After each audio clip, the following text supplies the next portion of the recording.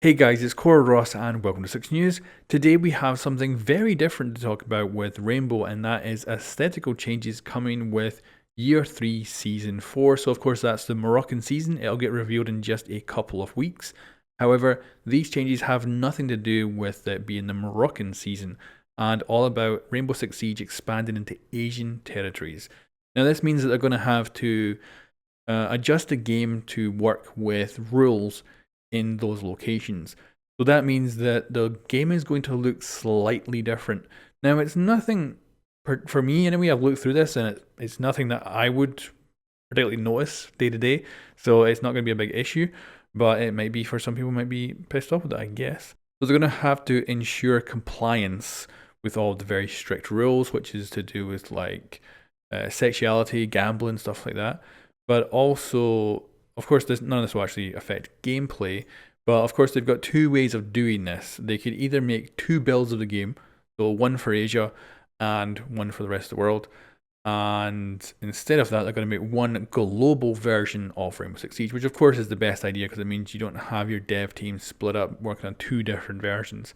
That would be a bad idea. So they're going to explain all the aesthetic changes that are going to come into Rainbow Six Siege.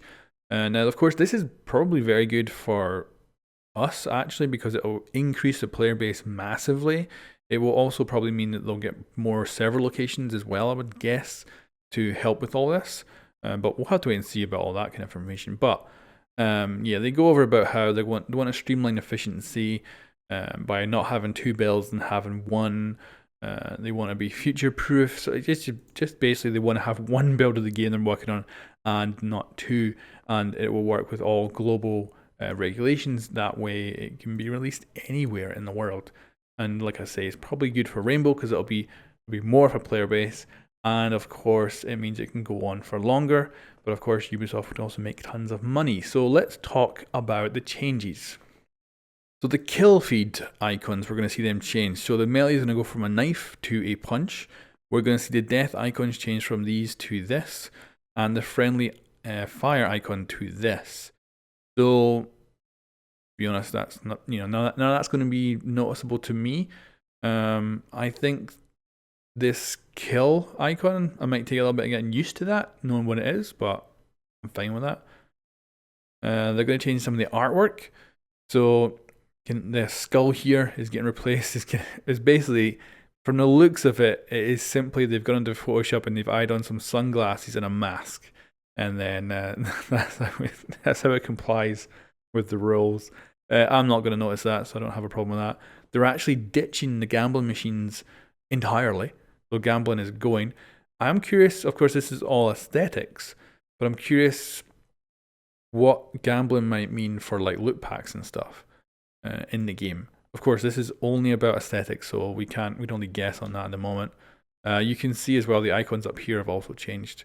So the skulls are gone again, and I don't even know what they've been replaced with. These supposed to be like bike wheels or something, maybe?